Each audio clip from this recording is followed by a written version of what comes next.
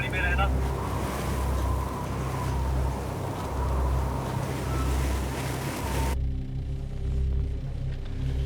यही रुको। मम्मा, कार से बाहर मत आना।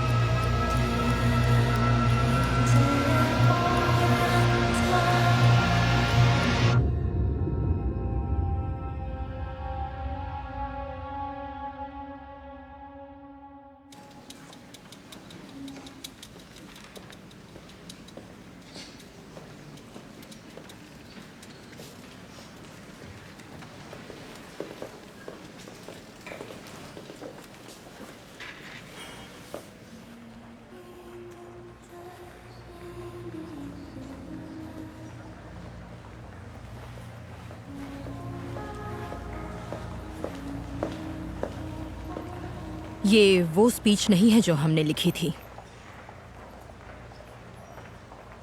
नहीं, अब चलें। वेस्टर्न डेमोक्रेसीज की अर्थव्यवस्था के लिए वेपन इंडस्ट्री बहुत ज़रूरी है।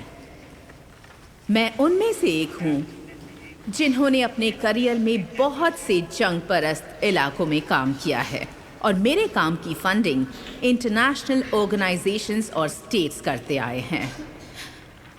और आज मैं यहाँ इंसानी जान की कद्र के बारे में बात करने आई हूँ। क्या इंसान की जान की कद्र को तौला जा सकता है पैसों से?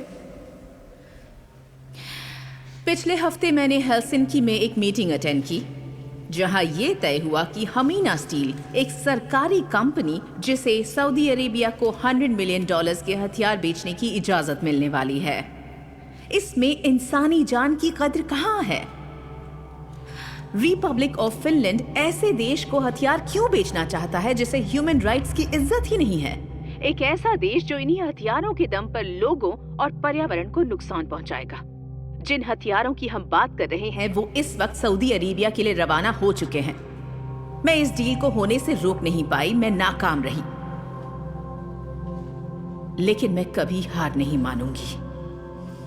मैं इंसानियत से मुंह कभी नहीं मोड़ूंगी और इसी वजह से मैं आज यहाँ आई हूँ ये पूछने कि ये सच जान लेने के बाद क्या कोई भी फिनिश पॉलिटिशियन ये दावा कर सकेंगे कि वो एक ऐसे लीडर हैं जो इंसानी जान की कद्र, उसकी इज्जत करते हों?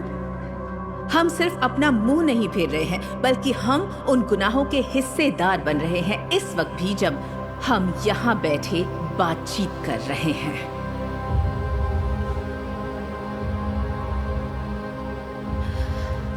मुझे शर्म आ रही है कि मैं यूरोपियन हूँ। शर्म की बात है कि मैं एक फिन हूँ। फॉरेन मिनिस्टर मिस्टर अंताला, एन मारी सैंडल की स्पीच के बारे में आपकी क्या राय है? क्या आप उनसे सहमत हैं? मेरे ख्याल से आज हर फिन को शीशे के आगे खड़े होकर खुद से ये पूछना चाहिए कि क्या वो एक बेहतर समाज, एक बेहतर दुनिया का निर्माण कर रहे हैं। या कि वो हमारे समाज की बुनियादी नींव को अंदर से खोखला कर रहे हैं। Thank you. लेकिन फिनलैंड सऊदी अरेबिया को हथियार बेच रहा है, क्या आप इस बात की पुष्टि कर सकते हैं?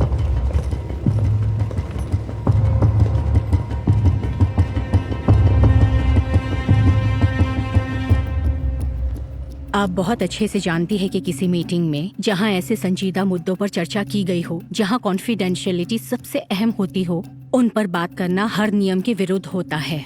ये नियम स्टेट ऑफिशियल्स के लिए लागू होते हैं। अनमारी संदल एक प्राइवेट एंटरप्रेन्योर के तौर पर उस मीटिंग में शामिल हुई थी। मुझे डिफेंस मिनिस्ट्री की इक्विपमेंट एक्सपोर्ट टीम ने एक एक्सपर्ट होने के नाते वहाँ बुलाया था। तुमने फिनिश सरकार के साथ 5 साल पहले एक कंसल्टेंट के तौर पर अग्रीमेंट साइन किया था। कंसल्टिंग अग्रीमेंट के उल्लंघन करने की वजह से तुम पर कार्रवाई की जाने वाली है। क्या मैं वो एग्रीमेंट देख सकती हूँ?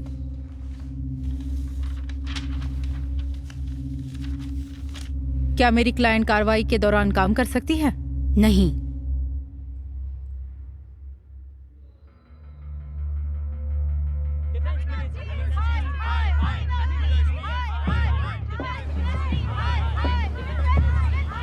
देखिए, सबसे पहले तो मैं एक बात साफ कर देना चाहता हूं कि ये बात सच है कि हमीना स्टील को सऊदी अरेबिया के साथ डील करने की कानूनी इजाजत मिली।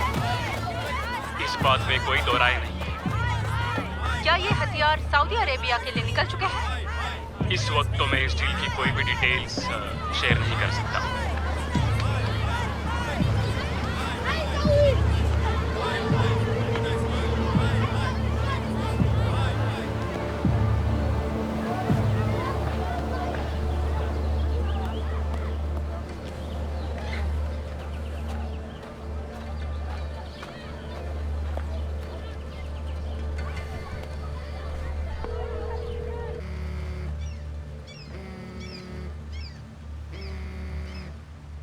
इस वक्त मैं फोन नहीं उठा सकती, प्लीज अपना मैसेज छोड़ दें।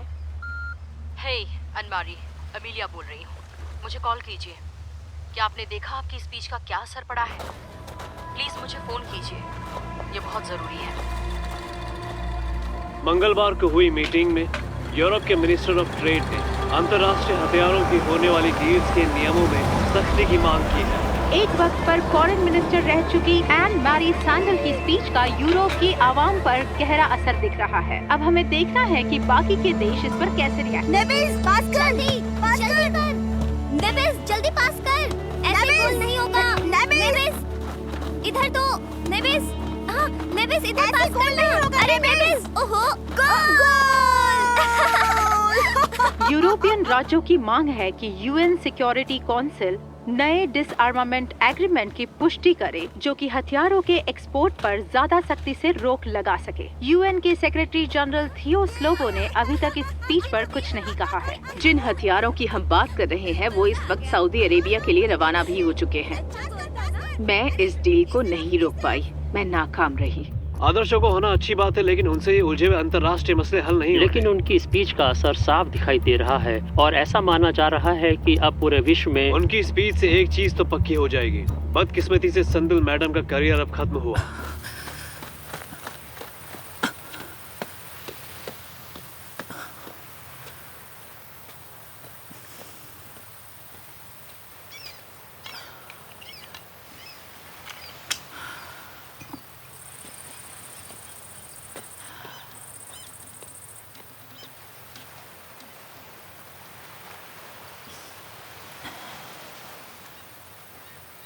Good morning mandala.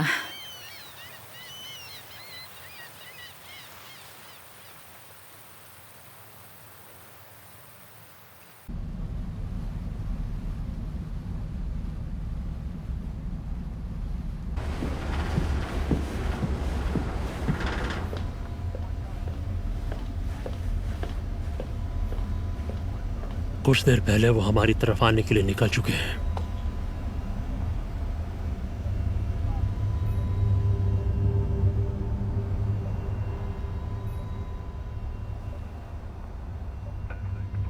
ध्यान रहे अब यहाँ आसपास कोई और जहाज ना आ सके।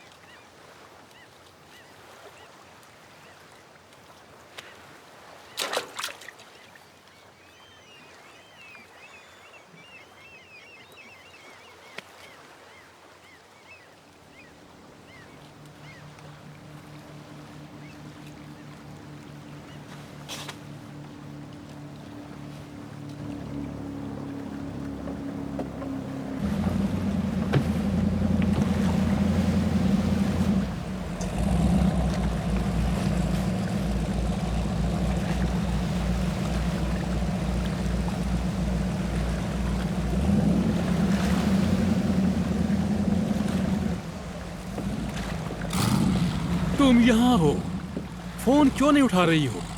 मैंने न जाने कितने फोन किए, मुझे कितनी चिंता हो रही थी। मैं अब बस एक एक्स पीस मेकर हूँ। चलो भी, तुम्हें क्या लगा नोबेल प्राइज मिलेगा? देखो तुम्हारी स्पीच बहुत अच्छी थी। जानती हूँ। बोल भी दो थियो, यहाँ क्या कर रहे हो? टर्किश सरकार और कुर्दिश पार्टी पीस नेगोशिएशन के लिए तैयार हो गई है। जब तक बर्के एस्मर बिनव बशूर को एक्साइल में रखने वाले हैं, इनके बीच पीस नेगोशिएशन नहीं हो सकता। बेशक बशूर का होना जरूरी है, लेकिन हवार सिजीरी के साथ ज्यादातर कट्स खड़े हैं और उसने नेगोशिएशन के लिए हरी झंडी दिखा दी है। अच्छी बात है, लेकिन तुम जानते हो मैं ये नहीं करने वाली। वैसे भी कार्रवाई के चलते मुझे कुछ भी करने की इजाजत नहीं है। बात करने से सब हो सकता है। अच्छा एन मारी, तुम जानती हो तुम ये कर सकती हो, इसके लिए तुम बेस्ट हो। और वैसे भी और कोई ऑप्शन है भी नहीं।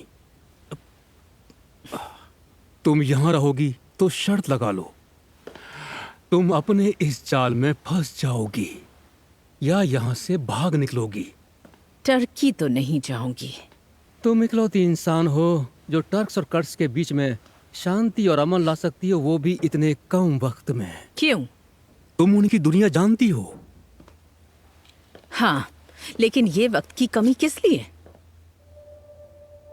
बर्के एस्मर वेस्टर्न कंट्रीज के दिलों को जीत लेना चाहता है। लेकिन जंग 30 सालों से छिड़ी हुई है, तो अब क्यों? खुद को अपने हाथों खोदी कब्र से निकालना चाहता है। पहेलियां मत बुझाओ, सीधे सीधे कहो क्या बात है। टर्की नेटो का हिस्सा है और नेटो से सहा नहीं जाता कि कैसे टर्क्स कर्ड्स का बुरा हाल करते आए हैं। ये रही ओस्लो में होने वाली पीस नेगोशिएशन पर लेटेस्ट खबर जो हमें मिली है, और ये कॉन्फिडेंशियल है।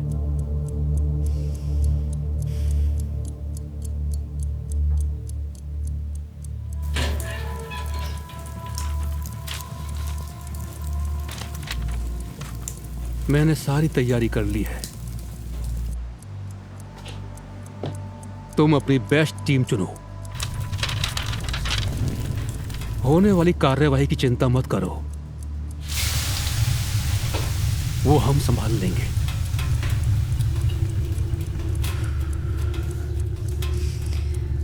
एडमारी, ये तुम्हारा आज तक का सबसे बड़ा केस होगा।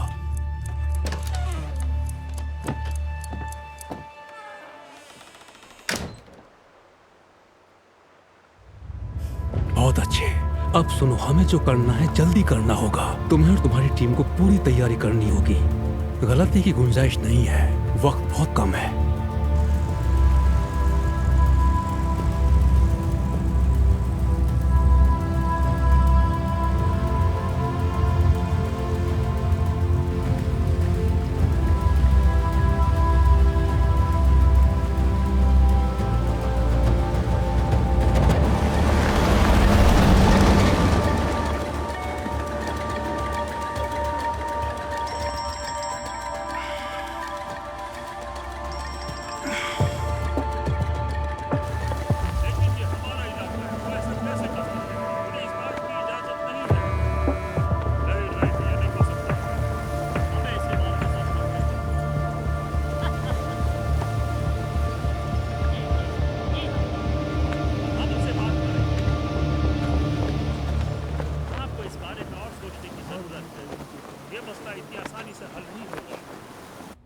बरदान यहाँ हो, बाय तो कह दो बदमाश। बाय मेरी जान। अपना ख्याल रखना। हाँ।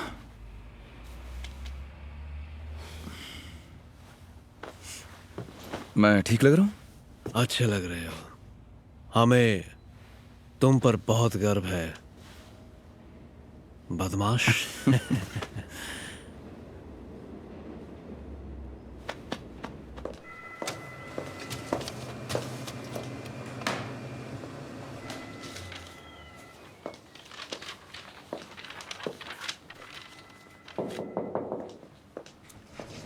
प्लीज आ जाइए। हाय, थैंक यू।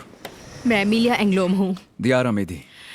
तो तुमसे मुलाकात हो ही गई। मैंने भी तुम्हारी बहुत तारीफ सुनी है। जरा सच देखो में? तो हाय अनमारी। कितने बड़े हो गए हो। हाँ, जरा देखिए तो बाल भी सफेद हो चले हैं। ओस्लो में हो रही बातचीत पर मैंने थोड़ी रिसर्च की है। जानकारी लीक हो जाने की वजह से नेगोशिएशंस में रुकावट आ गई। हमारे द्वारा सभी प्रिकॉशंस लेने के बावजूद ऐसा हुआ है, तो हमें बहुत ज्यादा सतर्क रहना होगा। हम कोई भी जानकारी ऑनलाइन शेयर नहीं करते। हमें पुराने जमाने के तरीके से ये काम करना होगा। माफ करना, मैं अभी आई। ये तो कमाल की है। बिल्कुल, चलो।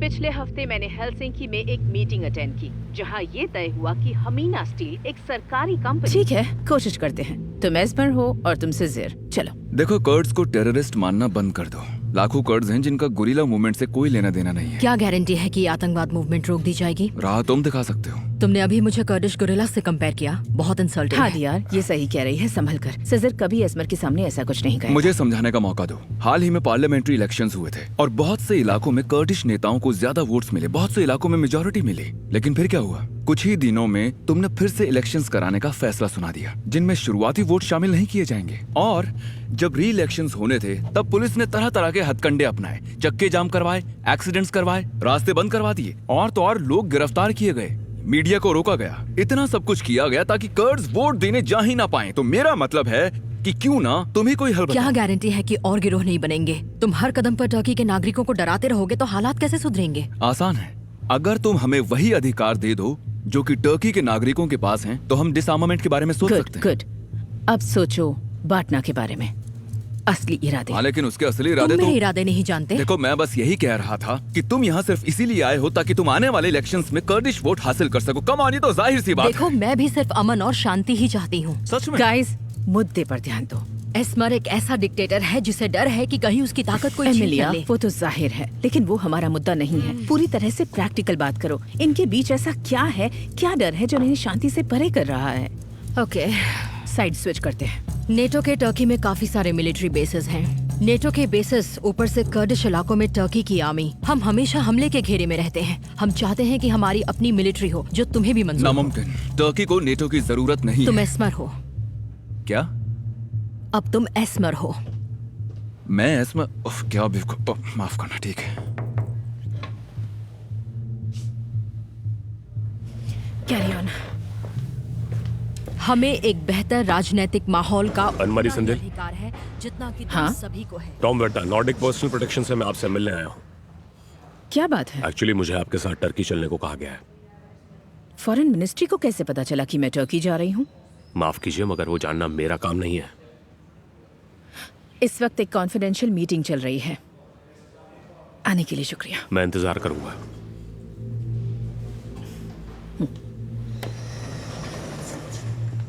फिर से शुरू करो। और दियार, तुम अपनी पर्सनल फीलिंग्स को हावी नहीं होने दे सकते। तुम बहुत ज्यादा गुस्सा हो रहे हो, ठीक है? मैं एस्मर बनती हूँ। ठीक है। ये सिक्योरिटी वाला, इस सब की क्या जरूरत है ऑस्कर? देखो, मुझे तुम पर बिल्कुल भरोसा नहीं है। फॉरेन मिनिस्ट्री की नई पॉलिसी के मुताबिक हर जंग परस्त इलाके में जा रहे फिनिश ऑफिशियल को एक सिक्योरिटी गार्ड देना ही चाहिए। इसीलिए मैंने तुम्हारे साथ। मुझे किसी बॉडीगार्ड की जरूरत नहीं है। ऐसे फैसले लेने से पहले मुझसे ये बात बात तो करनी पक्की चाहिए है, तुम्हें। लेकिन हावर्ड सीजरी की तरह सोचो। हमें अपना खुद का एक मुल्क चाहिए। हमारी इतनी ज्यादा आबादी होते हुए भी हमारा कोई देश तक नहीं। और जब मैं हम कहती हूँ तो हम 6 करोड़ कर्ड्स हैं। हम पहाड़ों में रह रहे टर्क्स नहीं, जैसा कि तुम्हारे बाप दादा हमें बुलाया करते थे। तुम्हारा बैग ऊपर रख दूं? हाँ, थैंक्स।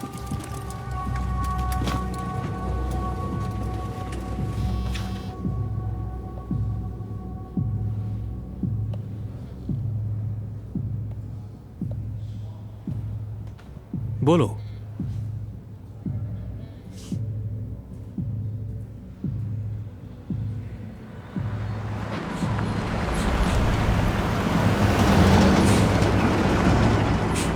और तुम्हें ये एग्जैक्टली कहाँ मिले? समझ गया। इसे सीक्रेट के तौर पर क्लासिफाई कर दो। हाँ,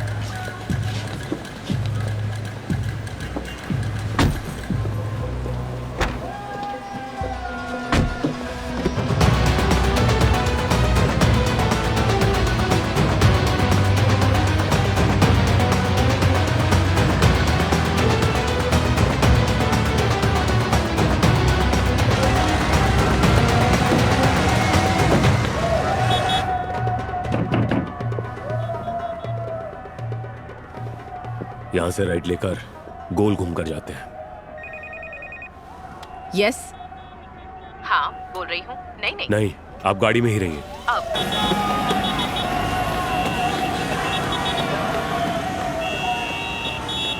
तुम खुद भी फील्ड में काम कर चुके हो? ज्यादा नहीं। तुम? मैं बहुत सारे रेफ्यूजी कैंप्स में वॉलंटियर कर चुकी हूँ, लेकिन मुझे अनमारी के साथ ज्यादा अच्छा लगा। तुम कब से उनके साथ काम कर रही हो? 7 सालों से, ऑन एंड ऑफ। माफ करना।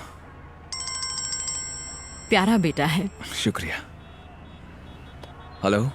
यहाँ से लेफ्ट लेकर पहला राइट ले लेना। एक गार्डन से होते हुए सीधे होटल पहुंचेंगे। क्यों ना हम लेफ्ट से चलें? हाँ चलेगा। यहाँ से लेफ्ट ले लो और उसके बाद अगले चौराहे से राइट ले लेना। ओके।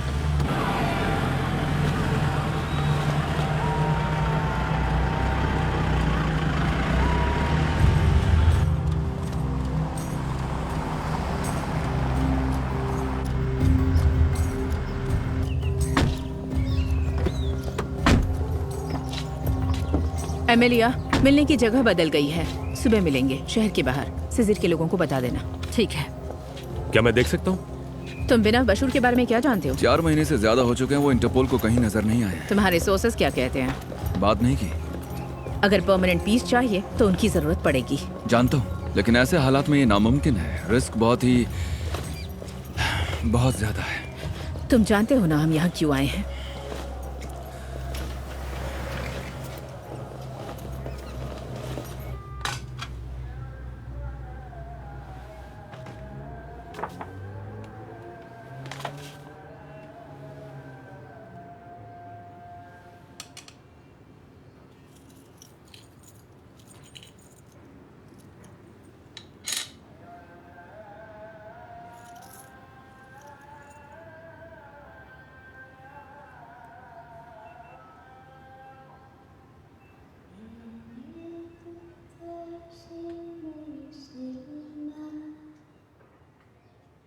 लेकिन हम हार नहीं मान सकते, चाहे जो हो जाए।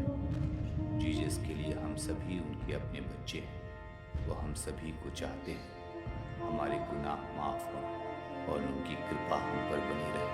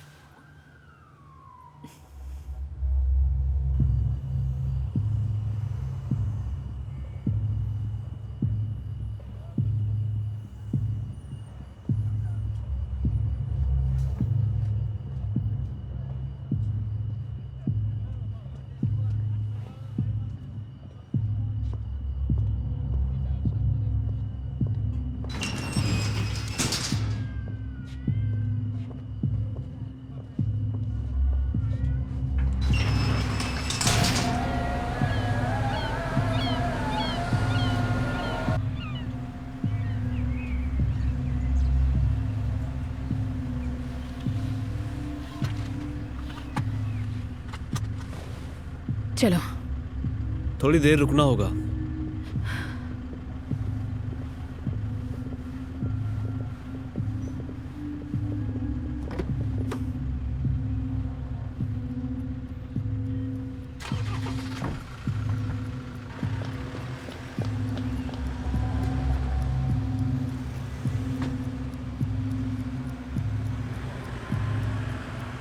बेसिक रूल्स बता दूं। बातचीत के दौरान तुम कुछ नहीं कहोगे। तुम्हारा काम होगा कि तुम सब कुछ नोट करोगे। तियार, तुम फैक्ट्स पर गौर करोगे। एमेलिया, तुम इमोशंस पर कंसंट्रेट करना। अगर उसी वक्त कोई ज़रूरी ख्याल आए तो मुझे लिख कर बता देना। अगर वो तुम लोगों से कुछ पूछे तो मेरे जवाब के लिए इंतज़ार करना। चाहे कोई भी बात निकले, तुम कोई रिएक्शन नहीं दोगे और ना ही कोई एक्सप्रेशंस। तुम्हारी तैयारी पूरी है, लेकिन वो तुम्हें जरूर चौंका देंगे।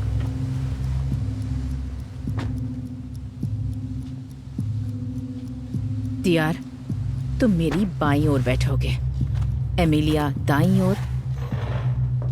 ध्यान रहे मेरी कुर्सी बाकियों की कुर्सी से थोड़ी ऊंची होनी चाहिए और तुम दोनों मेरे पीछे बैठना।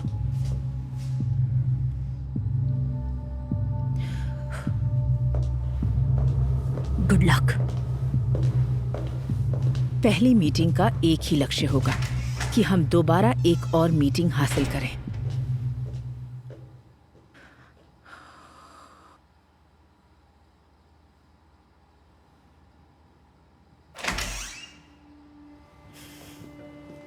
पहला, टर्किश सिपाहियों को हमले बंद कर कर्दिश इलाकों से पीछे हटना होगा। दूसरा, कट्टर कर्दिश पार्टी को जंग त्याग कर हथियार डालने होंगे, जिन्हें आगे चलकर अंतर्राष्ट्रीय सिपाही अपने कब्जे में लेंगे।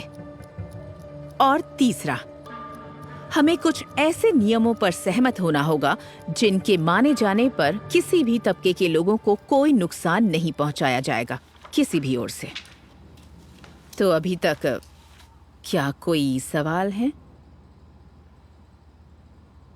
अगर होने वाली बातचीत में कर्दिश इलाकों की आजादी का एक भी मुद्दा बना तो हम यकीनन पीछे हट जाएंगे। हम तब तक हथियार नहीं डालेंगे जब तक कि टर्की कर्दिश गांव पर हुए हमलों की जिम्मेदारी नहीं लेता और रजामंद नहीं हो जाता कि हम मास ग्रेव की जांच करें, जो कि 2 हफ्ते पहले हमारे सामने आई है। आप किस मास ग्रेव की बात कर रहे हैं? वही जो सरनाक में मिली है। 150 से भी ज्यादा मौतें हुई हैं।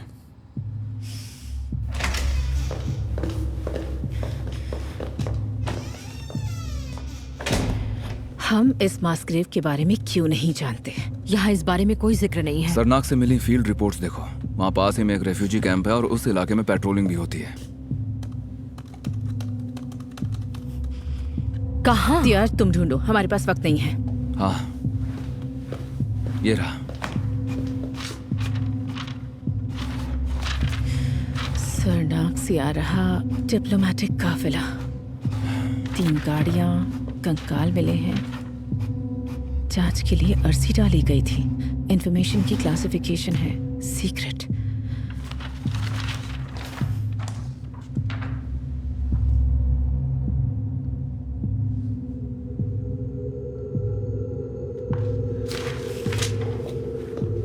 मैं दोनों से अलग अलग बात करूंगी। मारित को बुलाओ।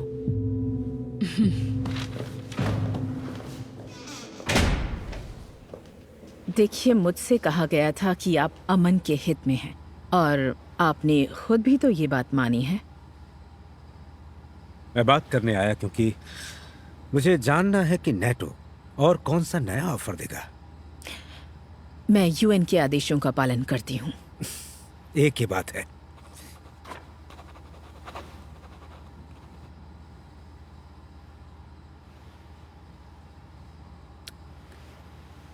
कर्दिश आतंकी देश की सरकार पर हमला करते हैं।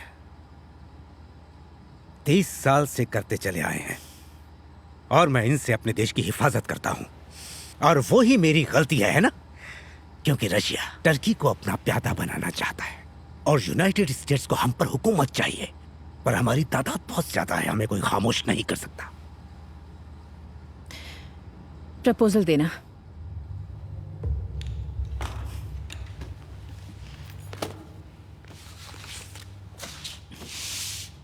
ये मेरा प्रपोजल है, अमन के लिए मसलों को सुलझाने के रास्ते। यूएन सिक्योरिटी काउंसिल को भी ये मंजूर है और मुझे यकीन है कि नाटो वाले भी इसे देख चुके हैं। आपको इन्हें पढ़ने के लिए वक्त दिया जाएगा।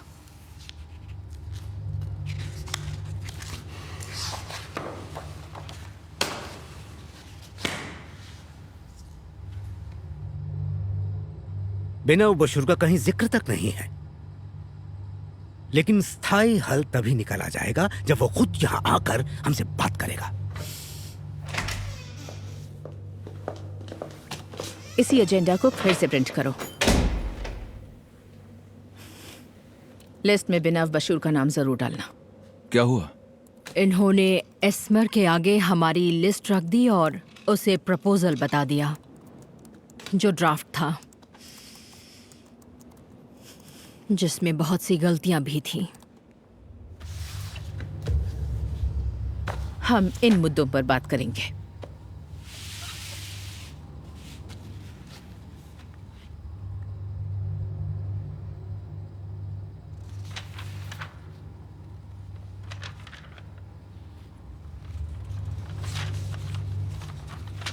इसमें मास ग्रेव के बारे में कुछ नहीं लिखा।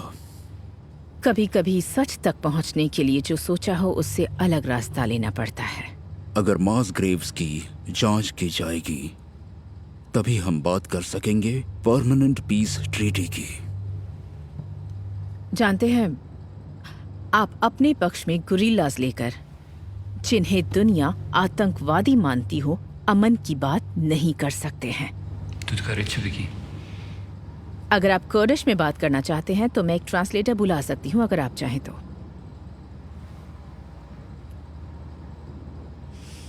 तो क्या अब हम आगे बढ़ें? क्या आपने कभी किसी अपने दिल के करीबी शख्स को गंवाया है? हुई मौतों पर जांच करना अतीत में जीना नहीं कहलाया जाएगा। आपको ये याद रखना होगा, हर कर्डिश बेहद जख्मी है। अगर एक पीस ट्रीटी का मतलब उन जख्मों पर प्लास्टर लगा देना है तो समझ लीजिए ये वक्त की बर्बादी है।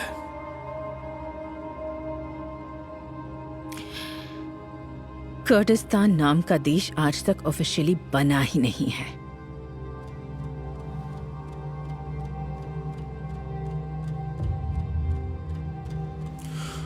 हम आजादी चाहते हैं,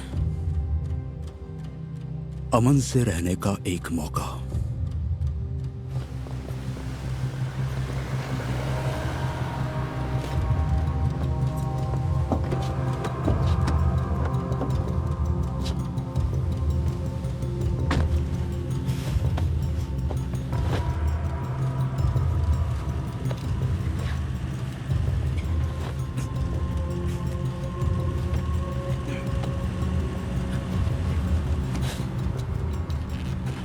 मैं जॉगिंग करने जा रहा हूं। होटल के आसपास सिक्योरिटी तैनात कर लेना।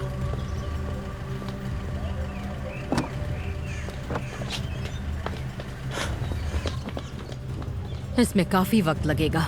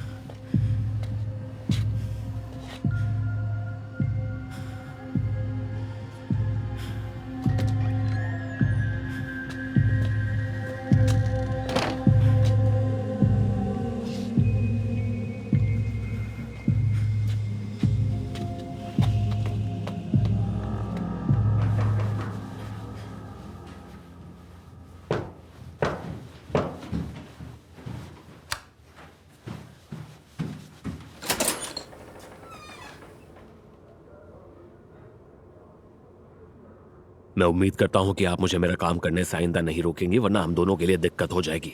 और तुम्हारा काम क्या है बताना जरा। आपको सुरक्षित रखना मेरा काम है। तुमसे नहीं होगा क्योंकि मैं सुरक्षित फील नहीं करती। ये मामला मेरी सुरक्षा का है या फिर कोई और बात है, बताओगे? तुम यहाँ किसे क्या रिपोर्ट करने आए हो? हमारी रिपोर्ट्स कुछ अलग तरह की होती हैं। और अंताला को कौन रिपोर्ट कर रहा है? हम फॉरेन मिनिस्ट्री को रिपोर्ट करते हैं।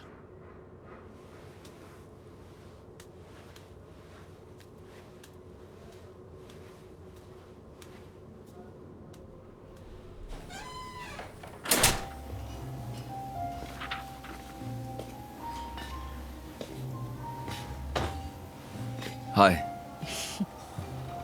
क्या कर रही हो? बशूर के बारे में पढ़ रही हूँ। बहुत अलग किस्म के शख्स हैं।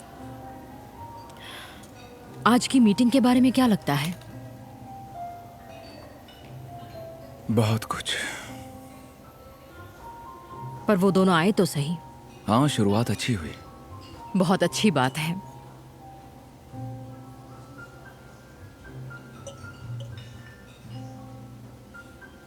बार काउंटर पर सो मत जाना। क्यों? क्या ऐसा करना ठीक नहीं रहेगा?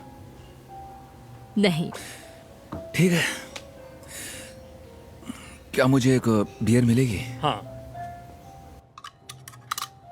हाँ, एस्मर टर्की के लोगों के साथ आया था, सिसिली कर्ड्स के साथ। क्लाइंट हमारे यहां होने से ज्यादा खुश नहीं दिखाई देता। हाँ,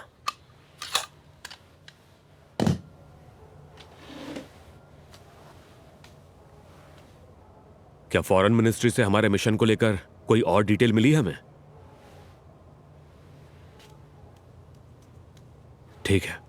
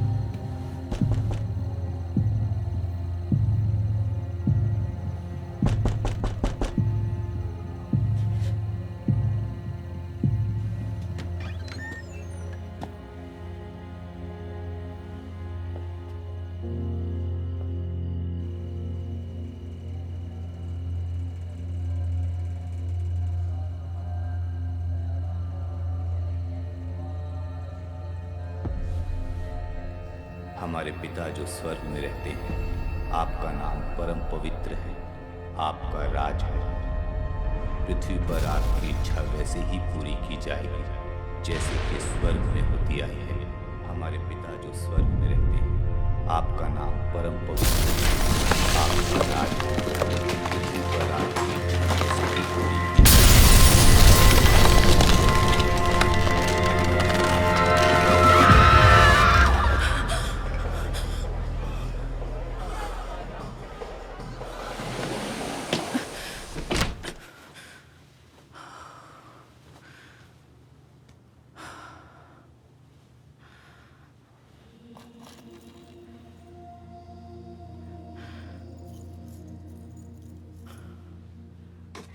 मानो जैसे एक करिश्मा ही है।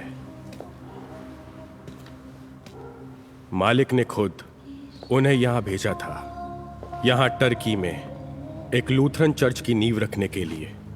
अपनी सारी जिंदगी वो लॉर्ड के वफादार सेवक रहे हैं। लॉर्ड अपने प्लान्स जानते हैं। वो रास्ते कुछ यूं बना देते हैं जैसे वो ही कर रहे हों।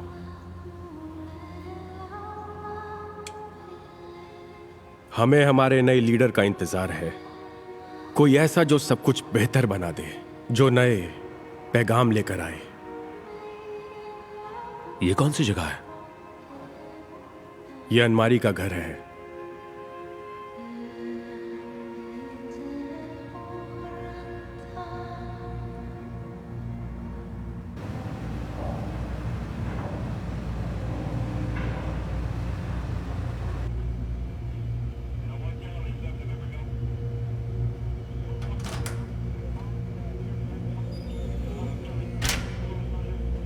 खुशामदीद। उम्मीद है आपका सफर अच्छा रहा। हम कार्गो अनलोड करना शुरू करना चाहते हैं। आपको एतराज तो नहीं?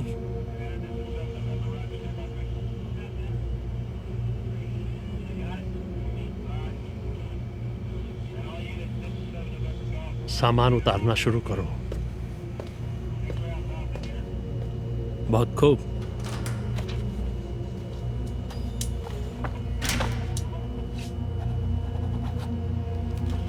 साथ देने के लिए शुक्रिया। आपका सफर अच्छा रहे।